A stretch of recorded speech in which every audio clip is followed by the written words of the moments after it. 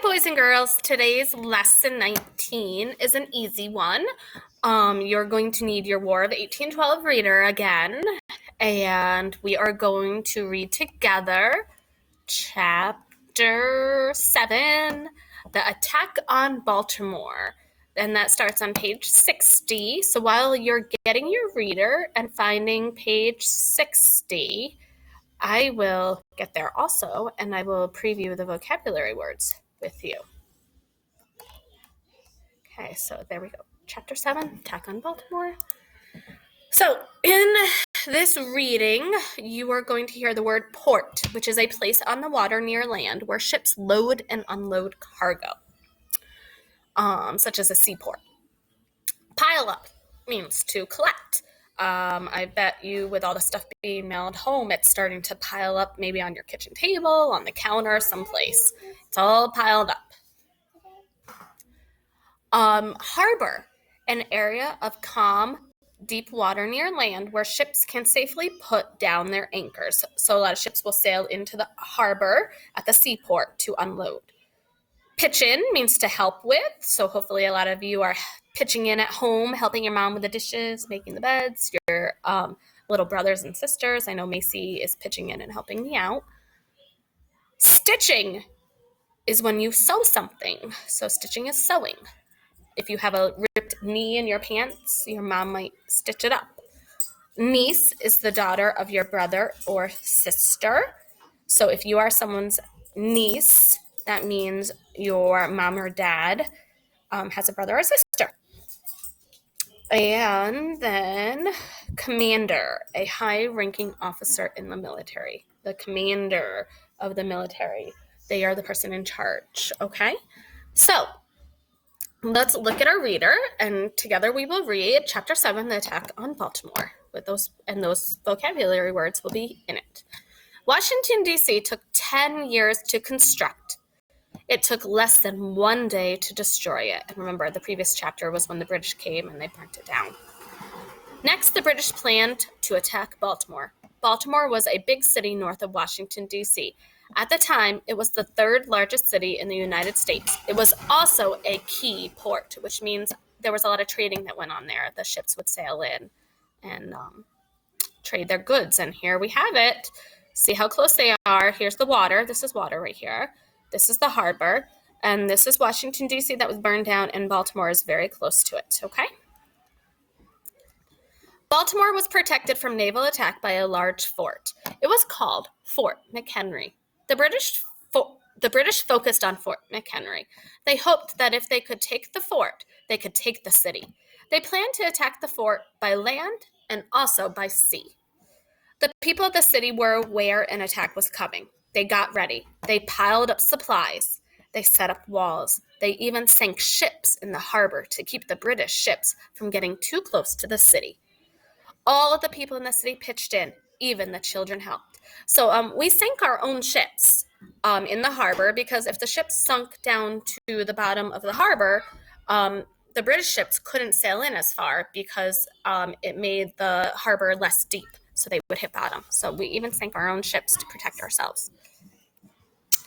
Fort McHenry as it looks today. So here you can go to Baltimore and you could visit Fort McHenry and walk around and see what it looks like today. A little different than back then, but still there.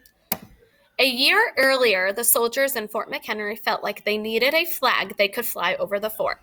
They asked a local woman named Mary Pickersgill to make the flag. Make it big, they told her. Make it so big that the British will be able to see it from miles away. The U.S. flag is covered with stars and stripes.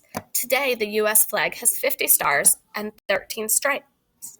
Each star stands for one of the 50 states of the United States, and each stripe stands for one of the 13 original colonies.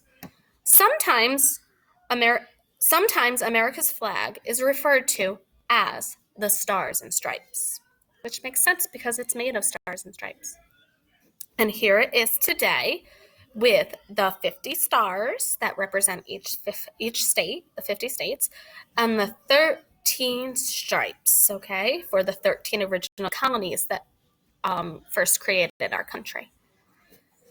The flag that Mary Pickersgill made for Fort McHenry was different. It had 15 stars and 15 stripes. That's because at that time there was 15 states, and every time a state was added, they would add a star and a stripe. And eventually they discovered that the flag was getting too big. So they decided to just add a star for each new state and keep the stripes, the original 13 colonies. The Fort McHenry flag was different in another way too. It was huge. Each star was 2 feet across. That's like 2 feet. Look, I can't even show you it. That. Each stripe was 2 feet tall and 42 feet long. So that's really long. I think I used to explain that if you picture the length of our classroom, it's about that long. Mrs. Pickersgill could not do all the stitching herself. The flag was too big. She needed help. She got her daughter to help her, but she still needed more help. She had her servants help with the stitching. Still, she needed more help. She sent for 2 of her nieces. That did the trick. She and 5 helpers stitched day and night until the flag was finished. This is a huge flag. She needed lots of help. When it was done, the flag was as large as a house. It was hung on a giant pole over the fort. You could see it from miles away. And here is a picture of the flag that she stitched with the 15 stars, the 15 stripes. It says a year earlier, the soldiers at Fort McHenry asked Mary Pickersgill to make a flag to fly over the fort. And here's a picture of what she looks like. Here's her portrait. The British arrived later in the week. They sent troops to attack the city, but this time the U.S. soldiers were ready. They stopped the British army. The British commander was killed during the attack. The British went back to their ships. They decided to attack Fort McHenry with their navy instead. So once their commander was killed, they kind of fled and went back and decided to attack from water, because you need someone to command your army and tell them what to do.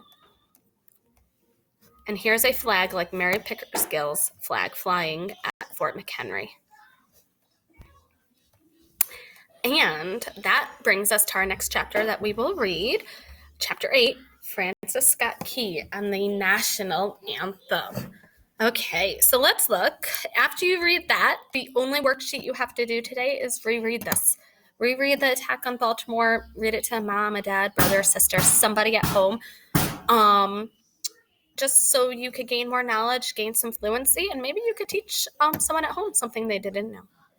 Okay, thanks, guys. Don't forget, study your spelling words. Your test is tomorrow.